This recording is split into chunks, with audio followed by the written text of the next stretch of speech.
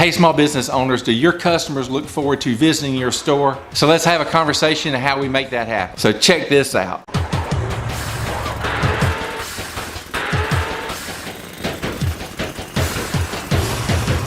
All right, by the end of this message, you will have some things that you need to have on your checklist. So before we even get started, make sure you've got a pen and a piece of paper. If you don't have that, pause this for a second, grab that stuff. You're going to want to write this stuff down to make sure that you're nailing this at your retail location. Hey, in case you're new here, my name's Joey, and I am on a crusade to help small business owners improve their small biz life. In fact, my personal mission statement is your success is our business. One of the statistics that I wanted to share with you that is going to give you some really good news, because a lot of times when we're brick and mortar storefront buildings, it seems like it's always a fight, always a struggle. But here's some information that I wanted to share with you. Do you know that 85% of customers actually prefer to go into a storefront, a brick and mortar store? Now, we would think, based on what Amazon tells us and the strategic changes that companies like Walmart are having,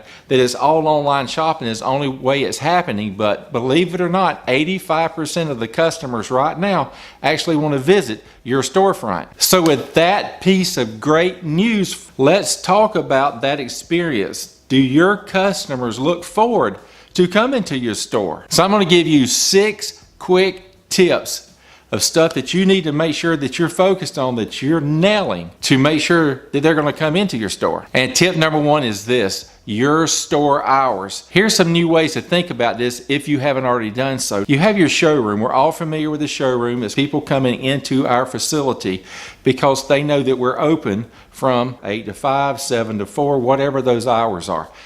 They know that they can come in your showrooms. They know that they have that opportunity to do it. But here's the other piece of this puzzle that you got to make sure that you're on top of, and that's your web room. What does your web room look like? It's not just what your showroom looks like, it's what your web room looks like.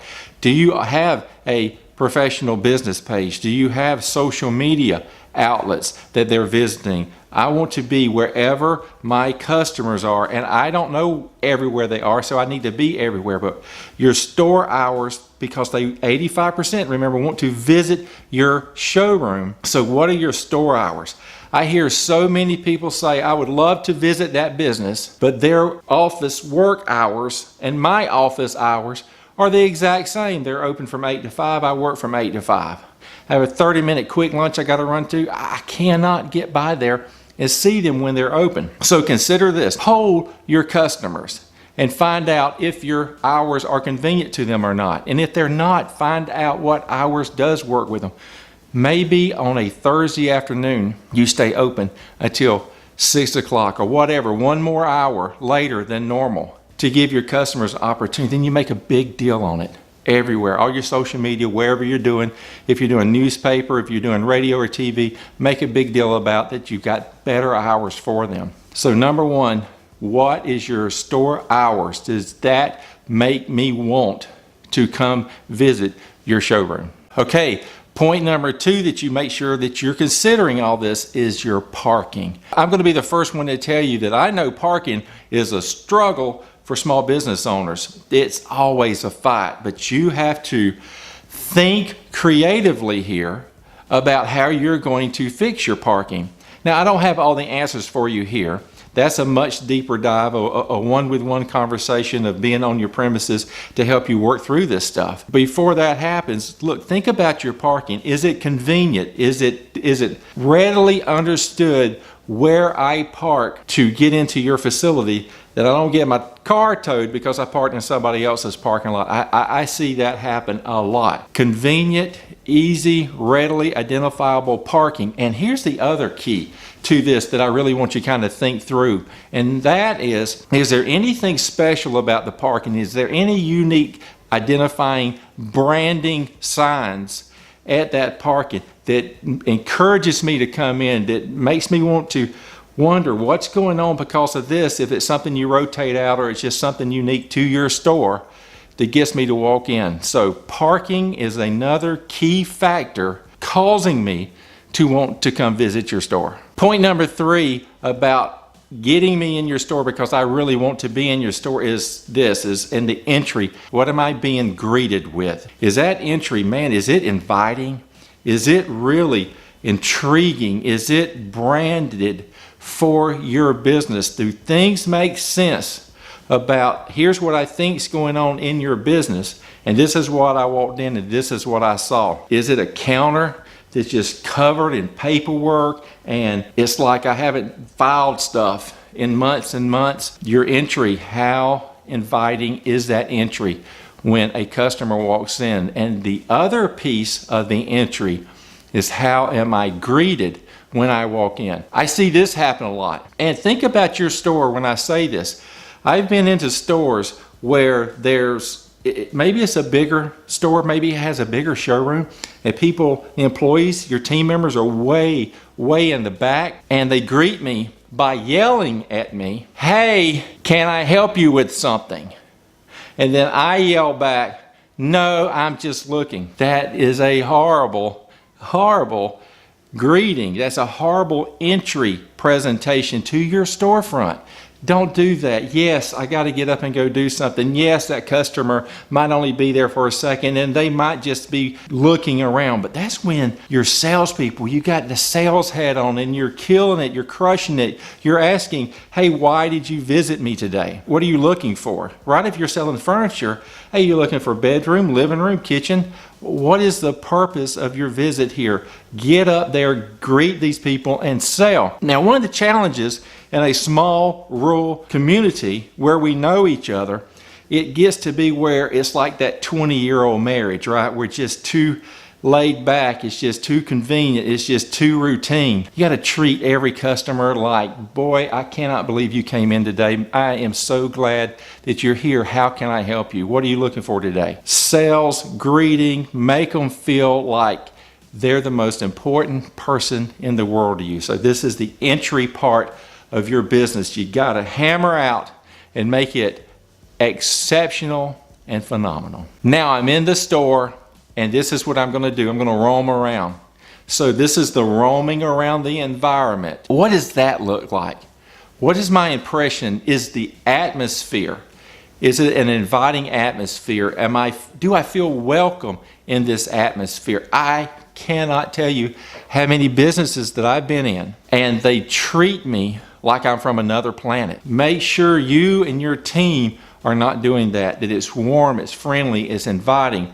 You're going to create a long-term customer if they have this feeling that they're in their neighbor's house and you're their best friend. The lighting, can I see, is it nice and bright and lit up and I can see clearly? You don't ever want your customer to pull out their cell phone to turn on their flashlight on their phone to be able to see the products and stuff. So is the store inviting? Is the store lit? Is the products that you have out, are they new? Are they clean? Are the prices clearly labeled on what you have there?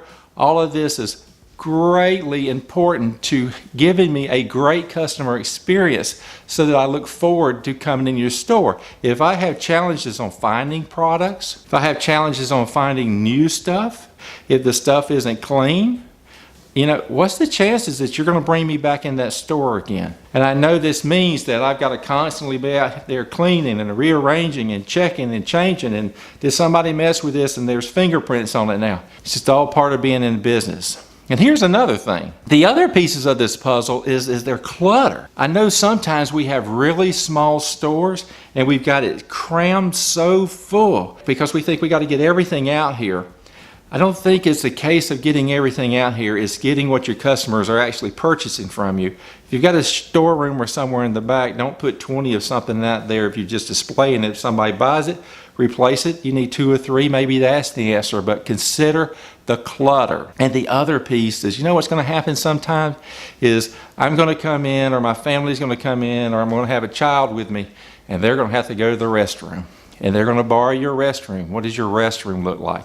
Was that a clean environment? Was there paper towels to wash and wipe my hands off with? Was there soap at the sink? Was there toilet paper there? Was the toilet clean? Will it flush properly? There's a lot of things to consider. That is another reason maybe I changed my mind. Don't give anybody any red flag that they could decide, I'm not going to go back to this place because of.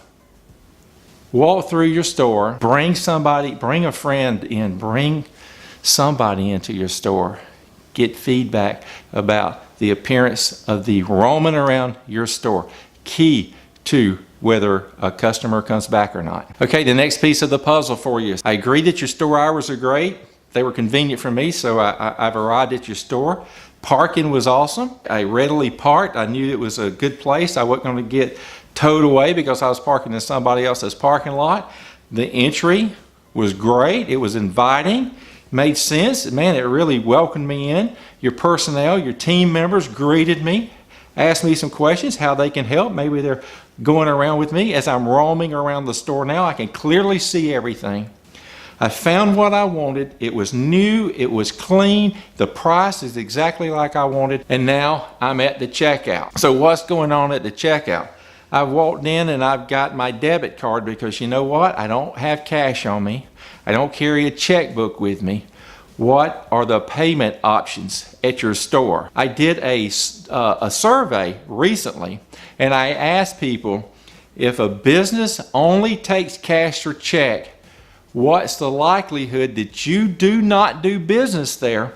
And 75% of those that responded stated that they most likely would not go there. 75%. That means that 3 out of every 4 people that would do business with you, if you're only taking cash or check, it's probably not going to come by. Because I wouldn't come by because I only have my debit card, my credit card with me. What are your payment options? Do you offer me cash, check, and debit card payment? Hey, look, Square, I think, is one of the best options available.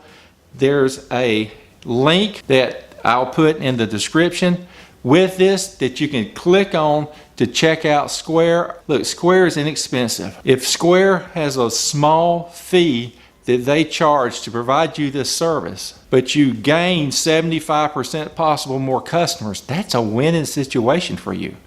So what's your payment options? Really consider that in whether I'm going to love to come to your store. And here's the other thing. Are you grabbing information at this time? Are you pointing out to your customers, hey, don't forget to like us on Facebook, don't forget to check us out on Twitter, Snapchat, LinkedIn, YouTube, wherever your other social media sites are? What are you doing there? Are you grabbing their information, their email address, so that you can communicate with them to share value stories? Here's the new stuff we've got in. Here's an event we've got going on. Here's a special we have. Hey, thanks for being a customer. I just wanted to give you a thank you message for the gratitude for coming in and doing business with us. Who does that? You be that person. You be the one that sends them thank you messages. No, hey, come in and buy this. Because you know what? If you give them gratitude and you say, hey, if you do this within this time frame, I'll give you X amount of discount off, or here's what we'll do for you for coming back in the store. That's a huge win for you as a store owner, and it builds customer loyalty.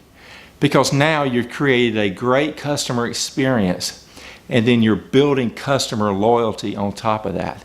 So what's going on at the checkout counter? And that segues into the very last point I want to share with you, and that is the follow-up. You want to connect with them on your social media sites. While they're in the store, you've got to encourage them. If there's some giveaway, if you like us on Facebook, I know this one business that's been really successful, that if you like them on Facebook and you can show it to them, they'll give you a one-time discount on some stuff. Now, yes, they're tracking that in some type of customer relationship management, even if it's just a spreadsheet, but they're tracking that they did that. But it's a great way to drive social media engagement, which you want. The follow-up after the sale is, I cannot stress how important that is. So make sure, if you didn't write anything else down, out of all these tips that you need to work on about what makes your people want to come to your store, make that follow-up maybe your number one thing that you wrote down, and you're going to think creatively about how you're going to do that. That you're going to reach back out to them and thank them somehow, some way, and communicate with them on an ongoing basis. This is where your web room really comes into play, because you want to make both your web room so great, the follow-up so awesome that they do want to come back and see you because you gave them such a great experience. Those are the tips that will drive customers. Remember, 85%, I want to stress that too, really want to come in to see you in your store. Make sure that that 85% is wanting to come to see you in your store. Hey, while you were listening to this, if somebody you know could really use this information, maybe a small business owner, maybe the Chamber of Commerce Executive Director could use this information to share. It'd mean a lot to me if you would share that with him, and I would be so grateful for you doing that. And I have a question for you. What did I miss here? What is maybe something that you're doing that's really killing it at your store, that's really bringing customers in, that really makes them want to come back? So please share that here, or if you would rather tweet me, I'm at Joey Peacock. You can find me by searching That Small Biz Guy on Twitter, and have a conversation with me there. That would be really cool too. You know, there's a lot of tricks and tips and ways that you can grow your business, right? We need to have a customer acquisition mindset at all time. And you know, one of my things that I help you with is create more customers, more engaged employees, and more profits for your business. So if there's any way that I can help you grow your business, just click the link in the description for the website. That'll get you there. Scroll down to the bottom and click that Contact Us, and we will reach out to you to help you grow your small business. And I really appreciate you hanging out with me. I know your time is valuable, and I really hope that you found value in today's message. Take care. Remember this. Remove the friction, think creatively, and become uniquely better to grow your small biz life. Until next time, this is Joey, and I'm out of here.